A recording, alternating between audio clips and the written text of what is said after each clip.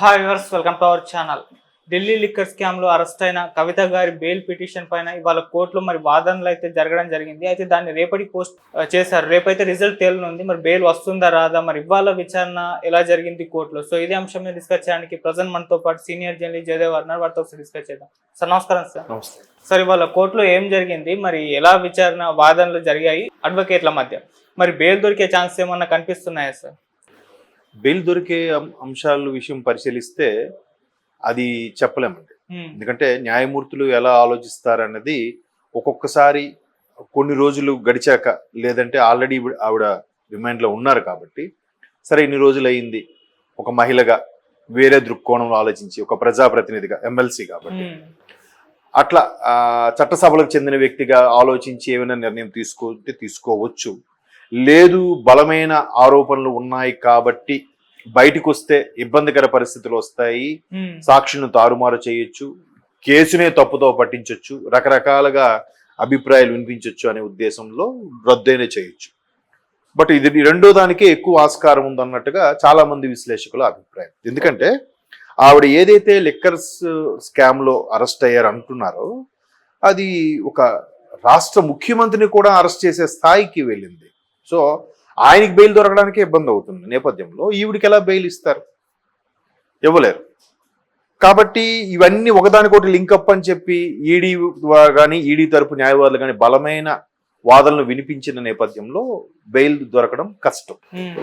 అయితే మొదటి నుంచి ఒకసారి దీన్ని పరిశీలిస్తే, ఇప్పుడు ఆమె బినామీ ఎవరైతే ఉన్నారో అరుణ్ పిల్లై, ఆయన పట్టుకోవడం, ఆయన వాంగ్మూలం ఇవ్వడము, అసలు ఏం జరిగింది, ఏంటి, మనీ హవాలా జరిగిందా, దీన్ని ఒక విధంగా క్విడ్ ప్రోకో కింద చూడొచ్చా అని రకరకాల యాంగిల్స్లో దర్యాప్తు చేస్తున్నప్పుడు, గత సంవత్సరం అంటే 2022 21 స్టార్ట్ చేసిన దర్యాప్తు 23 మార్చికి వచ్చేసరికి ఈవిడి పేరు కూడా వినిపించేసరికి ఈవిని పిలిపించారు.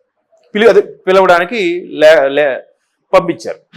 పంపిస్తే ఈవిడ వెళ్ళలేదు. ఏదో ఆ రీజను ఈ రీజను, ఆ సాకు ఈ సాకులో అని అనొచ్చు, లేదంటే పర్టికులర్ రీజన్స్ చెప్పి ఆవిడ డ్రాగ్ చేస్తూ వచ్చారు. తర్వాత ఆగస్ట్లో ఎప్పుడో అనుకుంటా ఇంకా వెళ్లాల్సి వచ్చింది. ఆ తర్వాత నుంచి చూసాం, మన అందరికీ గుర్తున్న విషయమే.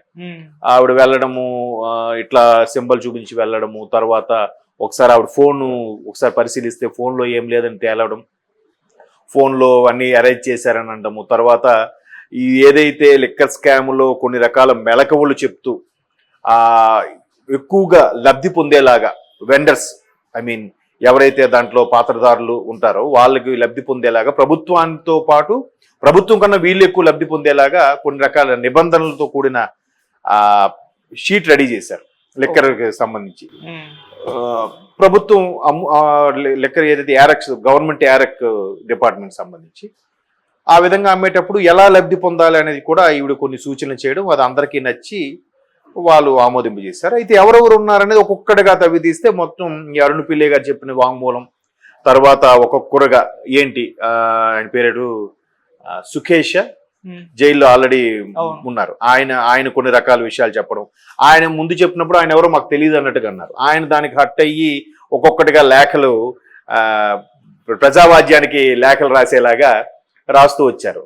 మీరు నన్ను అప్పుడు పట్టించుకోలేదు, ఇప్పుడు మీరు అరెస్ట్ అవుతున్నారు, మీకు నా సంగతి తెలుస్తుంది అని అనడం. తర్వాత కేజ్రీవాల్ గారు అరెస్ట్ అయినప్పుడు కూడా వెల్కమ్ టు తిహార్ క్లబ్ అని చెప్పి ఆయన మళ్ళీ ఇంకో లేఖ రాయడం, ఇట్లా రకరకాలుగా అందరూ ఒక్కొక్కటిగా తీసుకునేసరికి ఈవిడ విషయం వచ్చేసరికి పూర్తిగా రకరకాల కోణాల్లో దర్యాప్తు చేశారు. దర్యాప్తు చేస్తే ఈవిడ కొన్ని రాష్ట్రంలో కూడా కొంతమంది ప్రముఖుల ఇండస్ట్రియలిస్టులు వాళ్ళ రిలేషన్స్ వాళ్ళని కూడా బెదిరించారని, ఆ పరంగా కొన్ని రకాల ల్యాండ్స్ రాయించుకున్నారని, కొన్ని రకాలుగా వీళ్ళకి అందులో ఎక్కడికి సంబంధించిన కంపెనీల్లో స్పిరిట్ ఏదో సంథింగ్ కంపెనీ ఉంది, దానికి సంబంధించిన దాంట్లో పెట్టుబడులు పెట్టడానికి అమౌంట్ కోసం డిమాండ్ చేశారని రకరకాల అభియోగాలు అయితే ఉన్నాయి ఆవిడ మీద. సో దానికి సంబంధించి ఎవరు అరబిందోకు సంబంధించిన బంధువు ఆయన శరత్ చంద్రారెడ్డి ఎవరో ఉన్నారు, ఆయన పేరు ఒకరు వినిపిస్తోంది. ఆయన కూడా వాగ్మూలంలో అదే చెప్పారు, నాకు ఈవిడ నుంచి బెదిరింపు కాల్స్ కూడా వచ్చాయి అన్నట్టుగా. తర్వాత మన ఆంధ్ర ఎంపీ రిలేటెడ్ ఆయన పేరు మాగుంట ఏదో ఉంది పేరు, ఆయన ఒకరు, తర్వాత బుచ్చిబాబు గారు ఒకరు, వీళ్ళు వాంగ్మూలాలను కూడా సేకరించారు. వీళ్ళు కూడా అందరి వేళ్ళు కూడా ఆవిడ వైపు చూపించడంతో ఆవిడకి ఉచ్చు బిగిస్తూ వచ్చింది. అయితే ఈవిడేం చేశారు, ఇవన్నీ నేపథ్యంలో మరి ఈవిడికి అంతకుముందు కూడా పిలవడానికి అదే విచారణకి పిలిచినప్పుడు కూడా ఏవో మా అబ్బాయి ఎగ్జామ్స్కి ఉంది రావడం అదు, లేదంటే నేను ఒక పార్టీలో కీలకమైన వ్యక్తిగా ఉన్నాను, పార్టీ ముందు అసెంబ్లీ ఎన్నికలు ఉన్నాయి, దానికి క్యాన్వాసింగ్కి నాకు అవసరం ఉంటుంది, నేను రావడం కుదరదు, రకరకాల రీజన్స్ చెప్తూ వచ్చారు. అయినప్పుడు కూడా ఈడీ వాళ్ళ నుంచి వాళ్ళు వేగవంతం చేస్తూ వచ్చారు, దర్యాప్తు వేగవంతం చేసి వచ్చినప్పుడు ఈలోగా ఈవిడ ఈ సుప్రీంకోర్టును ఆశ్రయించారు. సుప్రీంకోర్టును ఆశ్రయించేది ఏమని అంటే అరెస్ట్ చేయకూడదు అన్నట్టుగా. ఈ లోపలే వాళ్ళు ఏం చేశారంటే స్వయంగా వచ్చి, అంటే ఈవిడ ఎట్లాంటి నిబంధనలు పెట్టుకున్నారంట, నేను రావడానికి కుదరదు, ఎందుకంటే ఒక మహిళ యొక్క హక్కుల్ని కాలరాస్తున్నారు, నాకు ఫ్యామిలీ ఉంది, బిడ్డలున్న వాళ్ళు వదిలి రావడం అవదు, మీరు ఎట్లాంటి అభియోగాలు మోపి నా మీద ఇన్వెస్టిగేషన్ చేస్తే నేను ఇబ్బంది పడతాను, ఒక ప్రజాక్షేత్రంలో ఉన్నాను, ఇవి రకరకాల రీజన్స్ చెప్తూ వచ్చారు. బట్ వాళ్ళకి బలమైన సాక్ష్యాలు బలమైన వాంగ్మూలాలు దొరికాయి కాబట్టే వాళ్ళు వేగవంతమయ్యారు. వేగవంతమైతే ఈవిడ సుప్రీంకోర్టు అప్రోచ్ అయ్యారు. సుప్రీంకోర్టు ఎప్పుడైతే అప్రోచ్ అయ్యారో అందులో కూడా ఎలా ఉంది, నేను నా ఇంటికి ముందు వాళ్ళకి అర్జీ పెట్టుకున్నప్పుడు కూడా మీరు ఒకవేళ చేయాలనుకుంటే నేను ప్రతిసారి నేను ఢిల్లీ రావడం నాకు ఇబ్బందిగా ఉంది, మీరు కావాలంటే నా ఇంటికి వచ్చి కూడా చేయొచ్చు అన్నారు. సో ఇంటికి వచ్చి చేయాలని నేపథ్యంలో ఇంటికి వచ్చి చేశారు. అది కూడా ఎలాగూ సన్లైట్ ఫెయిల్ అవ్వకముందే చేస్తేనే ఇన్వెస్టిగేషన్ కరెక్ట్గా అవుతుంది. ఒక మహిళగా సన్సెట్ అయిన తర్వాత మళ్ళీ దానికి కొన్ని రకాల నిబంధనలు ఉంటాయి. మళ్ళీ ఇప్పుడు జనరల్గా పోలీస్ స్టేషన్లో కూడా 6 తర్వాత ఒక మహిళని స్టేషన్లో పెట్టాలంటే ఖచ్చితంగా ఫీమేల్ కానిస్టేబుల్ ఎవరో ఒకరు ఉంటే కానీ పెట్టడానికి వీల్లేదు. కొన్ని ఏవో చట్టంలో కొన్ని సవరణలు ఉన్నాయి, అది నాకు పూర్తిగా ఐడియా లేదు. సో అట్లాగా ఈవిడ చెప్పడంతో సూర్యాస్తమయం లోపే ఈవిడ ఇంటికి వెళ్ళి సుమారుగా 3 గంటల సేపు ఇన్వెస్టిగేషన్ మొత్తం దర్యాప్తు అంత సోదాలు నిర్వహించి అరెస్ట్ చేశారు. అరెస్ట్ చేసేటప్పుడు కూడా వాళ్ళ కుటుంబ సభ్యులకి వాళ్ళ దగ్గర బంధువులకు కూడా ఇన్ఫార్మ్ చేసి అరెస్ట్ చేశారు. అంటే కేటీఆర్ గారికి హరీష్ రావు గారు లాంటివి ఇన్ఫార్మ్ చేయబట్టే కదా వాళ్ళు కూడా ఆ స్థలంకి వచ్చారు, మనం చూసాం. అయితే ఈలో కేటీఆర్ గారు అందరికీ మీడియా సమక్షంలో చూపించింది ఏంటంటే, మేము సుప్రీంకోర్టులో పిటిషన్ వేశాము దీని మీద అరెస్ట్ నిలిపివేయాలని, అయినా వీళ్ళు వచ్చి అరెస్ట్ చేశారు అంత ధైర్యంతో, వీళ్ళు అడుగుతుంటే సమాధానం చెప్పట్లేదని చెప్పారు. బాగుంది. ఆవిడ పేరు ప్రియామేనా ఆఫీసర్, ఈడీ ఆఫీసర్. ఆవిడ చెప్పి నేను అవన్నీ సంబంధం అని చెప్పి ఆవిడ అరెస్ట్ చేసుకున్నారు. ఇంకా స్పెషల్ ఫ్లైట్లో ఆవిడని అరెస్ట్ చేసి తీసుకెళ్ళిపోయారు. అంటే 24 అవర్స్లో సబ్మిట్ చేయాలి ఉమెన్కి సంబంధించి ఏదైనా ఇష్యూ అయినప్పుడు. వెంటనే ముందు రోజు సాయంత్రం 6 గంటల లోపు అరెస్ట్ చేశారు. నెక్స్ట్ మళ్ళీ సాయంత్రం 6 వరకు కాదు, 24 అవర్స్ అంటే ఈ లోపలే కోర్టులో సబ్మిట్ చేయడము అన్ని చకచకా జరిగిపోయాయి. అందుకే ఫ్లైట్లో తీసుకెళ్ళిపోయారు. అయితే ఇక్కడ సరే కోర్టు అంతా అరెస్ట్ చేసిన అయిన తర్వాత అక్కడికి 2 రోజుల తర్వాత సుప్రీంకోర్టులో దానికి వాదనలకి సమయం వచ్చింది. వచ్చినప్పుడు ఈవిడ తరపు లాయరు విత్డ్రా పెట్టుకున్నారంట. ఎందుకు మరి, ఈవిడ ఏం తప్పు చేయలేదు నిఖార్స్గా ఉన్నట్లయితే సుప్రీంకోర్టులో ఎందుకు వీళ్ళు పెట్టిన పిటిషన్ విత్డ్రా చేసుకున్నారు? అంటే ఒకవేళ కోర్టు ముందుకు మీ మీద అపీల్ చేసుకున్నాము, మీ దగ్గర ఇంకా తీర్పు రాకముందే ఈడీ వాళ్ళు వచ్చి అరెస్ట్ చేశారని చెప్పొచ్చు కదా. చెప్తే అప్పుడు సుప్రీంకోర్టు ఏముంటుంది? కానీ అలా చెప్పడానికి వీళ్ళ దగ్గర రైట్స్ లేవో లేదంటే చెప్పలేకపోయారో తెలియదు. ఎందుకంటే వాళ్ళ దగ్గర బలమైన సాక్ష్యాధారాలు ఉన్నాయి. బుచ్చిబాబు గారు, తర్వాత మాగుంట గారు, తర్వాత శరత్ చంద్రారెడ్డి, ఆ తర్వాత అరుణ్ పిల్లై, అంతకుముందు ఇది గోవా ఎన్నికల నేపథ్యంలో హవాలా మనీ పంపించినప్పుడు ఢిల్లీ నుంచి హైదరాబాద్ మీదుగా కొన్ని పంపించారని ఇట్లాంటి అపవాదులు కూడా ఆవిడ మీద ఉన్నాయి. అవి అభియోగాలు అపవాదులు నిజంగా జరిగాయి ఉన్నది తెలియదు.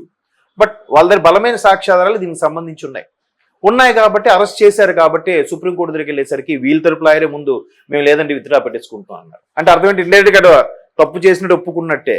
బట్ ఇప్పుడు కూడా ఆవిడ మా అబ్బాయి ఇట్లా పరీక్షలకు అప్రోచ్ అవుతున్నాడు, నేను ఉండాలని నా సంరక్షణలో ఉంటున్నాడు కాబట్టి నేను గార్డియన్ గా ఉండాలి అని అంటే ఈడీ వాళ్ళు ఏమంటున్నారు, ఇది మొదటి కాదు ఇప్పటికే 3-4 పరీక్షలు రాశాడు, ఇంకా ఉన్నవి 2 పరీక్షలే, దీనికి ఈవిడ అవసరం ఏంటి అన్నట్టు కూడా 2-3 ఉన్నాయి ఇంకా. అంటే అంతే కదా, ముందు నుంచి ఉండలేదు, పిల్లడు బెంగ పెట్టుకుని అనుకోవడానికి లేదు, పైగా పిల్లడు ఫ్యామిలీ ఉంది, అక్కడ అందరూ ఉన్నారు, మిగతా వాళ్ళు అందరూ ఉన్నారు, తండ్రి మిగతా వాళ్ళందరూ కూడా ఉన్నారు. ఆమె ఏంటి ఒకప్పుడు మాజీ 10 ఏళ్ళు ముఖ్యమంత్రిగా పనిచేసిన బిడ్డగా ఉంటుంది, లేదంటే ఒక మంత్రికి సోదరిగా ఉంటుంది, లేదంటే రకరకాల రీజన్స్ లేదు. కూడా ఈవిడ కూడా ఎమ్మెల్సీగా ఉన్నారు కాబట్టి కొంచెం రాజకీయ నేపథ్యం ఉన్న కుటుంబం, బాగా పలుకుబడి ఉన్న కుటుంబం కాబట్టి ఈవిడికి బెయిల్ ఇస్తే వద్దని మేబీ వాళ్ళు అటువంటి వాదనలు కూడా వినిపించుంటారు. సో మొత్తం మీద ఈ అన్ని పరిణామాలు చూస్తే రేపు వచ్చే బెయిల్ ఎక్కువ శాతం ఇవ్వకపోవడానికి ఆస్కారం ఉంది. కొన్ని కండిషన్ కొన్ని పరిస్థితుల్లో రేపు సార్వత్రిక ఎన్నికల నేపథ్యంలో కానీ, ఒక మహిళ దృష్టిలో పెట్టుకొని కానీ, లేదంటే ఆల్రెడీ కొన్ని రోజులు రిమాండ్లో ఉన్నారు కాబట్టి కొంత ఉపశమనంగా కానీ, ఇలాంటి విషయాల్లో కొద్దిగా కన్సిడర్ చేసి ఇస్తే ఇవ్వచ్చు, కానీ ఛాన్సెస్ తక్కువ అని కొంతమంది ఈ లాయర్లు ఎవరైతే ఉన్నారో మిత్రులు వాళ్ళు చెప్పిన దాని ప్రకారం అర్థమైన విషయం. Okay sir, thank you so much sir. Thank you.